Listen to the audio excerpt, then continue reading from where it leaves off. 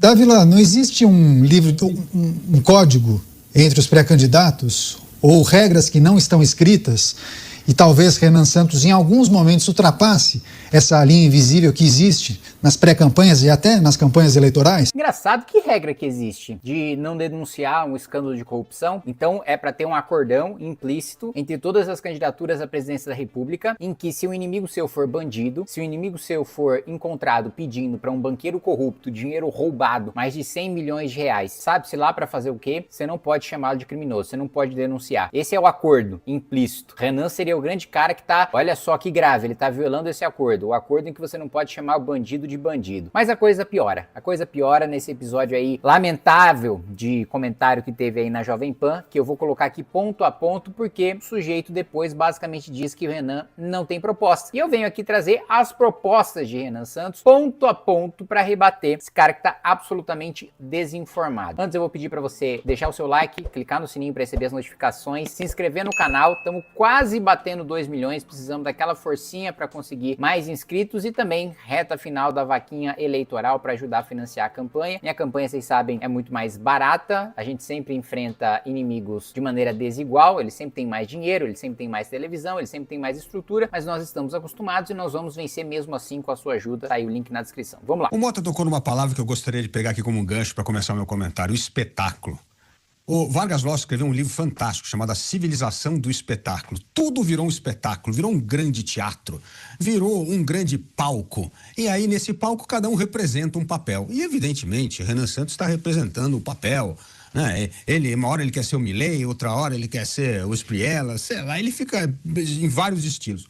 E vários estilos. Renan sempre teve o mesmo estilo, a mesma fala, o mesmo discurso. Nunca disse que queria ser ninguém. Disse que proposta, ser sincero e falar que vai ter que fazer ajustes duros na economia, lembra o Milei. Ser um candidato de fora que ninguém esperava que venceria e que cresce, lembra o Espriella. Ter pontos em comum não significa que você quer ser alguém. Nunca disse que queria ser alguém, que é igual a alguém. Nunca disse isso, mas enfim. Pra quem não acompanha e quer comentar com base em besteira, com base em coisas tiradas de um orifício metafísico próprio, diz esse tipo de coisa, mas vamos lá. O problema dessa grande sociedade do espetáculo, essa civilização do espetáculo, no qual certamente Renan Santos tem excelentes características para ser esse persona de rede social, mas falta aquilo que eu sempre menciono aqui no programa.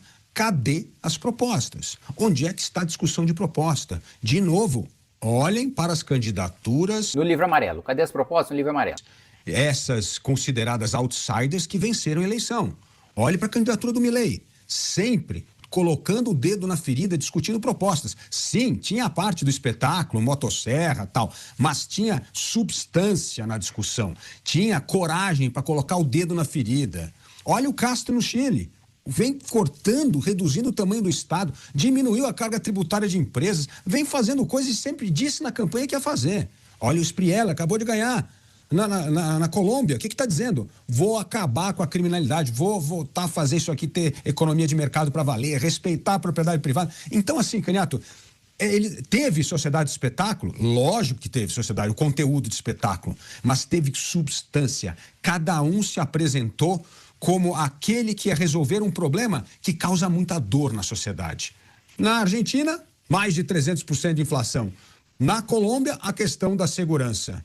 E Castro, evidentemente, tirando um governo socialista e devolvendo a economia de mercado para os chilenos. Então, Canhato, isso é que eu não vejo nos candidatos de direita. Só vejo o espetáculo. Bom, só vê porque não acompanha. E o mínimo que um comentarista de rádio deveria fazer é acompanhar, é o próprio trabalho, né? Assim como eu faço o meu trabalho de estudar, me aprofundar, de buscar os maiores especialistas para votar com propriedade em cada projeto e para apresentar projetos e relatórios bem fundamentados. Um projeto básico, bem mais simples e bem mais fácil do que o meu, é de você ser um comentarista político e acompanhar vídeos. Se ele tirasse 15 minutos por dia para assistir vídeos do Renan, não ia estar falando tanta merda! Né? Ele tem mais substância, aliás, Renan, do que os exemplos que ele colocou, do que o Espriella, com certeza. Tem uma diferença muito grande de propostas, de profundidade, do que o Milei. Ainda assim, o Milei, ele tinha esse discurso fundamental na Argentina em relação à economia. O Renan tem um discurso em relação à economia, à defesa, à segurança pública, ao meio ambiente, à infraestrutura, à racionalidade da administração pública, à reforma do orçamento, à reforma administrativa. Só para citar alguns exemplos aqui. Ah, não tem coragem de colocar o dedo na ferida. Nós estamos falando da reforma fiscal mais impopular de todas. Nós estamos falando de desindexar benefícios previdenciários do salário mínimo. Nós estamos falando de desvincular o piso da saúde e da educação da receita corrente líquida e da receita de impostos. Nós estamos falando de rever privilégios tributários de mais de 200 bilhões de reais. Nós estamos falando de desvincular emendas parlamentares. Nós estamos falando de acabar com os supersalários, de fazer reforma previdenciária dos militares, de fazer uma reforma previdenciária mudando os parâmetros com gatilho automático com base na taxa de sobrevida. Fusão de municípios. Município que não se sustenta é só miséria fabricada para domínio do centrão. Município pequeno existe para eleger o centrão, para ter prefeito que, como não tem receita própria, é refém de receita de emenda, emenda vem do deputado, o prefeito depende do deputado, o deputado vende o voto para o governo, o prefeito vende o voto para o deputado, o vereador vende o voto para o prefeito, o eleitor vende o voto para o vereador, e aí é o ciclo interminável, daí a nossa defesa de fusão de municípios, que também parece que o Kit Estreza não parou o mínimo para observar essa proposta. Kit Estreza.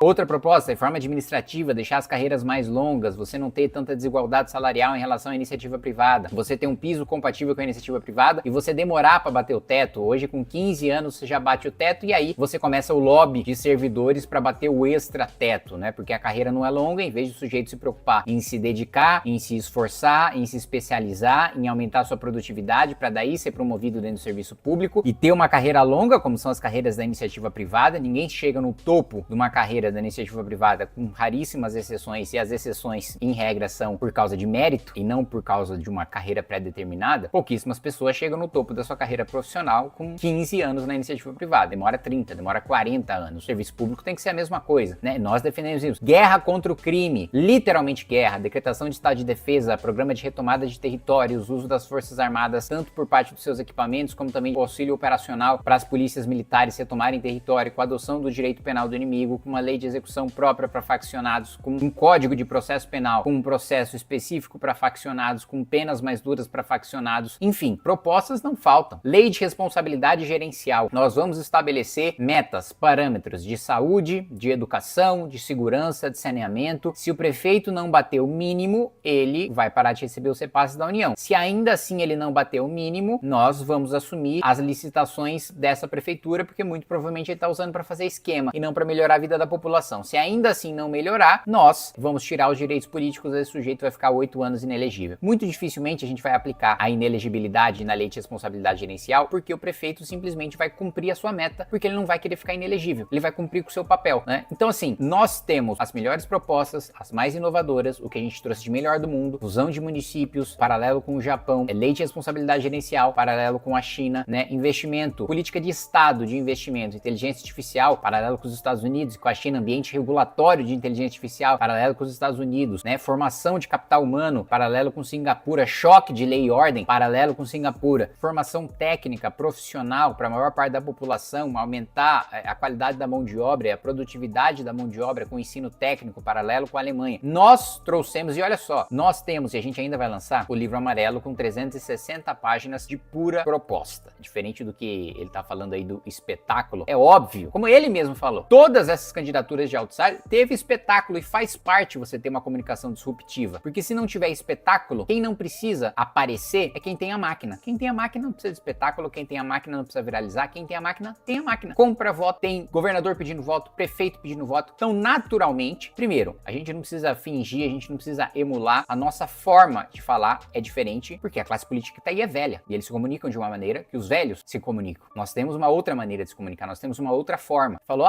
Renan Santos está adaptado a essa persona de redes sociais. Sim, nós crescemos com redes sociais. Diferente de você que não cresceu numa lógica de rede social. Então, é natural que a nossa forma seja diferente. Agora, ter uma forma diferente não significa não ter conteúdo. Compare, e eu desafio aí